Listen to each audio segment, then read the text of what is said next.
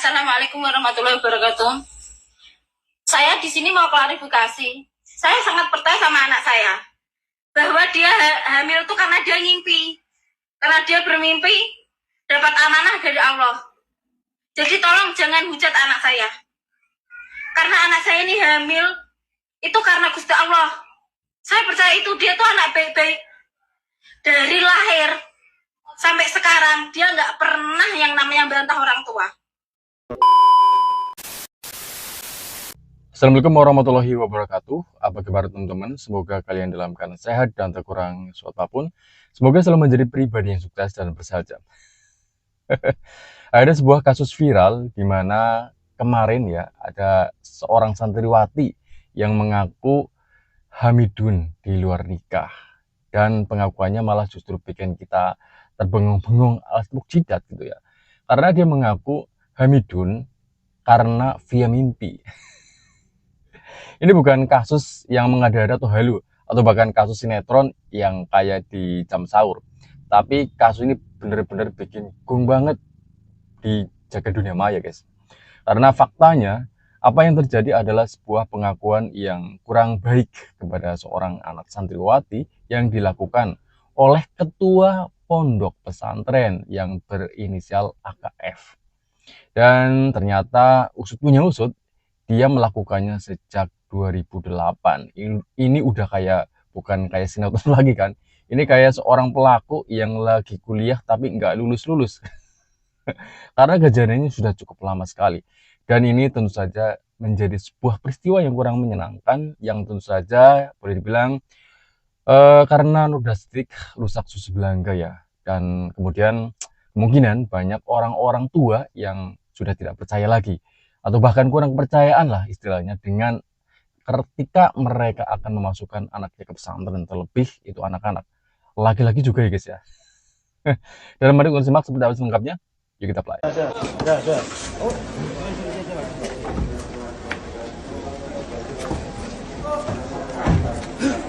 Boncengan orang, boncengan orang.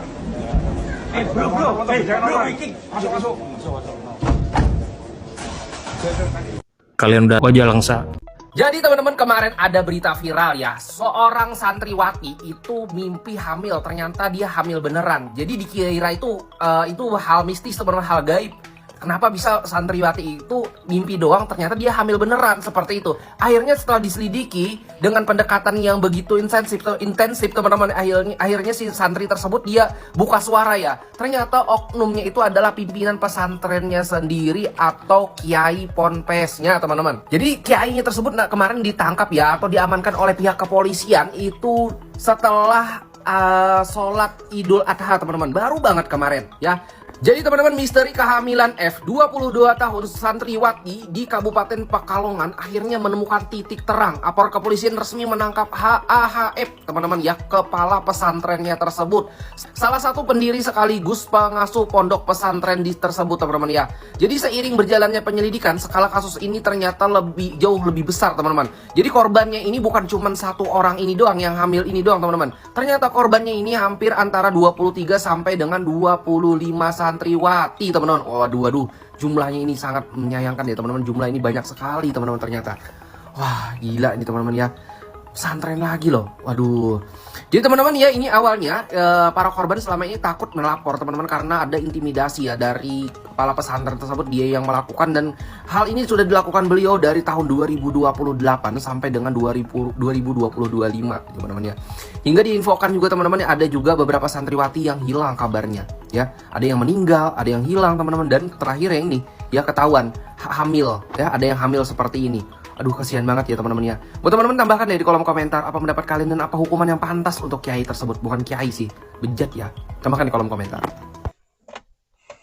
Pekalongan menangkap pengasuh Ponpes Padepokan Padang Atibuaran Abdul Halim Fadlun. Abdul Halim diduga mencabuli santriwatinya hingga lebih dari 25 orang. Kasus pencabulan ini terungkap seusai kelompok massa Ormas Yakuza Magedes menggeruduk Ponpes Padepokan Padang Atibuaran pada Rabu 27 Mei 2026. Yakuza menyatroni Ponpes Padepokan Padang Ati meminta pertanggungjawaban pimpinan Ponpes atas dugaan asusila terhadap santriwati. Saat massa mendatangi lokasi, sejumlah mantan santriwati juga disebut memberikan kesaksian di hadapan para santri lain agar korban berani melapor. Jubir Yakuza Eko Ebes mengatakan pihaknya menerima aduan dari banyak korban, namun baru 6 orang yang sejauh ini berani melapor secara resmi ke pihak kepolisian. Abdul Halim Fadlun dibekuk bersama dengan momen Idul Adha pada Rabu 27 Mei 2026 yang ditangkap di kediaman pribadinya yang juga lokasi Padepokan. Kapolres Pekalongan Kota AKBP Riki Yaryandi membenarkan adanya penangkapan tersebut. Menurutnya pengungkapan kasus ini memerlukan proses panjang lantaran para korban sebelumnya mengalami tekanan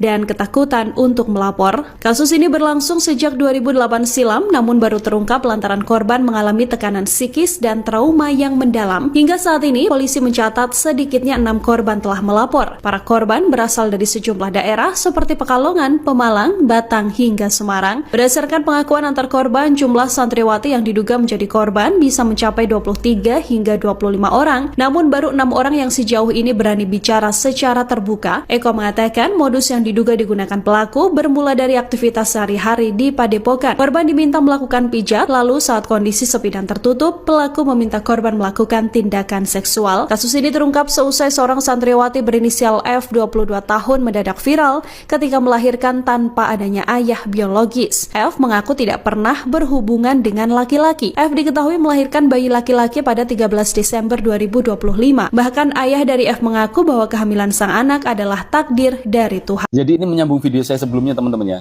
Jadi alhamdulillah setelah kurang lebih diperiksa selama 12 jam, akhirnya pengasuh Padepokan Padang Ati Pekalongan resmi menjadi tersangka dan sudah ditahan teman-teman.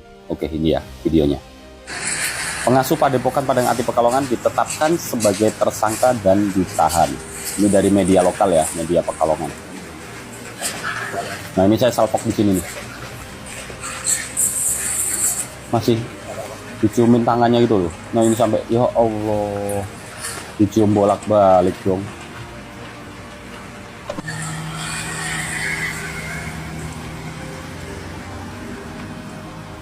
Nah itu teman-teman videonya ya. Jadi buat mas-mas yang nyium tangannya ya nggak apa-apa, cium tangan itu tanda hormat ya. Tapi ya gimana ya, sampai bolak-balik terus lihat-lihat juga lah yang dicium tangannya siapa gitu kan.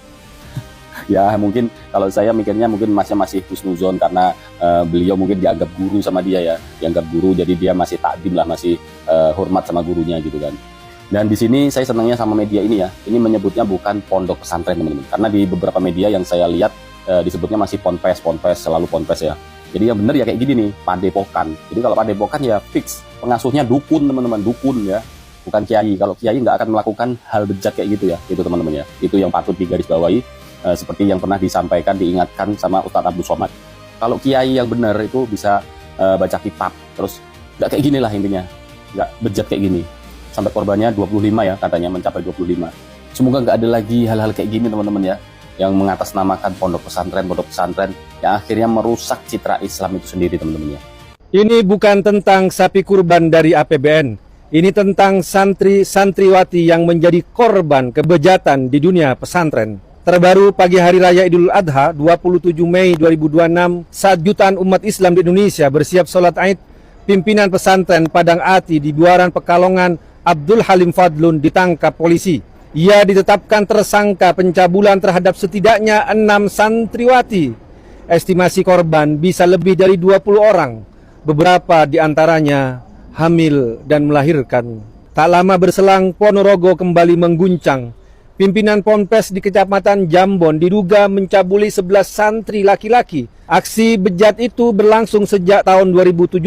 Kasus sebelumnya terbongkar di Pati di mana Asy'ari di Ponpes Ndolo Kusumo diduga mencabuli 30 hingga 50 santriwati yang yatim, serta daerah lain yang muncul seperti Daftar Duka, Sumeneb, Lombok Barat, Tulung Agung, dan berbagai kabupaten di Jawa dan NTB.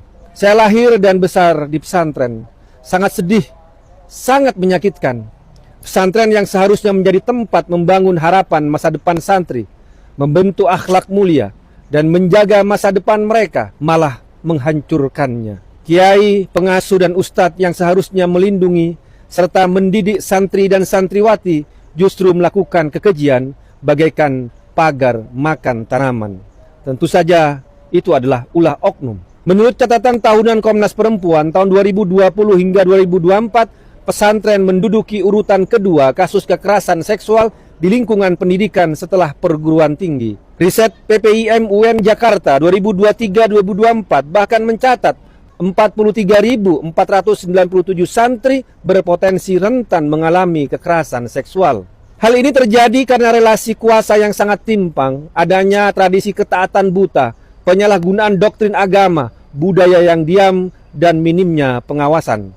Tugas negara jelas, bagaimana memperkuat regulasi, menyediakan mekanisme pelaporan aman dan independen, melakukan audit rutin, serta menegakkan hukum tanpa pandang bulu agar korban mendapat keadilan dan pemulihan. Dunia pesantren tentunya harus introspeksi, namun kita juga mesti fair dan adil. Kejahatan itu tidak terjadi di semua pesantren, karena pesantren-pesantren besar yang mulia, yang selama ini menjadi kiblat pendidikan Islam dan kota santri, tetap berdiri tegak sebagai penjaga ilmu dan akhlak. Kita harus membersihkan rumput liar dan gulma tanpa merusak kebun yang indah. Pesantren tetap di hati. Dari pengakuan seorang santriwati yang mengaku hamidun di luar nikah, dan bahkan dia mengaku hamidun via mimpi, tentu saja ini membuat netizen itu nggak percaya begitu aja, karena ini nggak logis. Dan kemudian ternyata terkuak fakta baru bahwa ada 6 santriwati yang mengaku bahwa mereka mengalami kejadian yang sama. Dan ini sangat gong banget. Ternyata ini adalah sebuah kelakuan di mana ternyata seorang pimpinan pesantren itu sering ingin kecepit enak. Dan kemudian menjadi sasaran adalah seorang santriwati yang mereka yang tadinya ingin belajar, ingin lebih religi dalam menghidupi kehidupan dengan sabar, begitu susahnya di Konoha, malah mereka dibuat susah duluan dengan ulah oknum-oknum dari pimpinan pondok pesantren yang nggak punya hati. Dan kemudian ya awalnya mungkin dari masyarakat itu bertanya-tanya, ini seriusan apa beneran bos? Ternyata memang setelah diselidiki ya bener, dari pondok pesantren akhirnya yang berinisial AKF itu akhirnya ditangkap. Dan kemudian ya gong banget ya, ini kan sudah lama banget. Ternyata usut punya usut, korbannya itu loh yang sampai puluhan. Dan ini menjadi sebuah fakta baru dan begitu kejamnya, yang tadinya kita lebih percaya kepada pondok pesantren, malah sekarang kita lebih percaya kepada pemadam kebakaran. Tapi modusnya ini seperti ini teman-teman ya. Pada saat mereka masih mondok di sana, si santri-santri ini diajak untuk melakukan pijit atau apa ya kan, sehingga pada saat ada kesempatan yang istilahnya lebih terbatas untuk tertutup, mereka request ya, si pelaku ini minta untuk disentuh kemaluannya. Ya, itu kan hal yang sangat tidak manusiawi ya kan, melanggar asusila. Sehingga ya keterangan-keterangan saksi itulah yang kita kumpulkan untuk menjadi. Kalian percaya ada santriwati hamil lewat mimpi? Nah, yang jadi pertanyaan itu mimpinya mimpi apa? Mimpi digerayangi genderuwo? Genderuwonya modelnya kayak mana? Kayak modelnya kayak gini kan? Nah, model-model kiai-kiai biadab kayak gini kan? Pakai ngaku ini takdir Allah katanya. Seakan-akan Allah itu jahat sama dia. Kalau tadi yang ngomong Maryam, kita percayalah. Lahir anaknya jadi nabi, ini lahir anaknya jadi apa? Makin kesini, banyak kali orang-orang halu mulai bermunculan. Kemarin ada anak bupati positif gelek, katanya terpapar lewat toilet umum. Sekarang ada orang ngaku-ngaku hamil lewat mimpi. Dulu kata Menteri Agama, kasus-kasus kayak gini tuh banyak dibesar-besarkan media. Sekarang dia nengok sendiri kan, kayak mana bejatnya orang-orang ini selalu ada dan selalu pasti ada. Ini buat para oknum-oknum kiai biadab yang udah ketahuan maupun yang belum ketahuan, ya. Kalian itu dibayar untuk mendidik, untuk ngajarin anak orang, bukan ngerjain anak orang, tolol. Kalau dipikir-pikir, ini memang sesuatu hal yang sangat aneh. Tapi yang lebih anehnya, bahwa mereka tampaknya memang benar-benar mendapatkan sebuah tekanan psikologis yang begitu luar biasa. Hingga mereka sampai-sampai membuat sebuah alasan yang di luar nur, yaitu hamidun di luar nikah dengan mengaku hamidun via mimpi gitu guys. Ini sebuah fitur baru dari pondok pesantren atau apa gitu. Bisa-bisanya ya. bisa mengarang cerita itu? Ya karena memang mungkin saking tertekannya, dan kemudian mereka saking takutnya jika memberitahu bahwa kejadian yang sebenarnya, dan bahkan mereka pasti sangat malu ketika fakta itu terungkap. Tadinya masyarakat ini nggak percaya dan bahkan berbondong-bondong menuju TKP untuk menyelesaikan kasus itu sendiri. Tapi anehnya di kono guys ya, ketika kasus ini belum viral, ya otomatis netizen kayak menjadi detektif dadakan. Akhirnya setelah viral karena saking gerahnya dengan subjudul yang ini cuma sekedar takdir, ini sekedar mukjizat, ya akhirnya viral dan kemudian polisi turun tangan. Dari kejadian tersebut, kita dapat menyimpulkan ya bahwa meskipun seorang anak ditempatkan di sebuah pesantren, tentu saja itu bukan suatu kepastian bahwa itu tempat yang aman. Dan bahkan seperti kasus-kasus terbaru ya, bahwa anak laki-laki pun boleh dibilang sudah tidak aman lagi. Terutama ketika dari mencuatnya kasus Syekh Misri yang sangat fenomenal, bahkan dia itu menjadi sebuah buronan Interpol. Dan kemudian dari tempat yang tadinya itu dianggap berkah, malah sekarang dianggap menjadi sebuah tempat yang boleh dibilang biang masalah.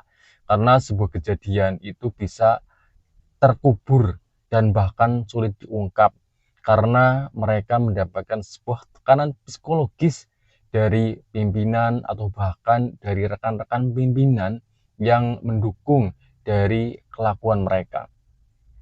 Dan ini menjadi sebuah pembelajaran dan kemudian dari netizen juga nih ya, yang mungkin berkomentar yang dianggap lucu ya dengan komentar-komentar absurd, karena ini adalah suatu cara ketika sebuah kejadian yang absurd terjadi dan kemudian mereka menyampaikan dengan hal-hal yang juga absurd. Semoga ini menjadi sebuah kejadian yang tidak terulang lagi, karena apapun alasannya, jika memang ingin kejepit enak, apalagi mereka adalah seorang yang mempunyai sebuah pengalaman atau bahkan ilmu agama yang lebih baik, tentu saja mereka bisa melakukan dengan hal-hal yang halal, dengan menikah dengan lebih dari 4 wanita, 10 wanita, kalau lebih 27 wanita, atau bahkan 72 wanita, agar hasrat dari seorang pria itu terpenuhi. Karena itu kan lebih halal kan. Semoga saja ini menjadi sebuah kasus yang udahlah gak bisa terjadi lagi ya. Cukup sekian ya, mohon maaf sekali jika banyak kekurangan dalam penyampaian. Assalamualaikum warahmatullahi wabarakatuh. Ciao.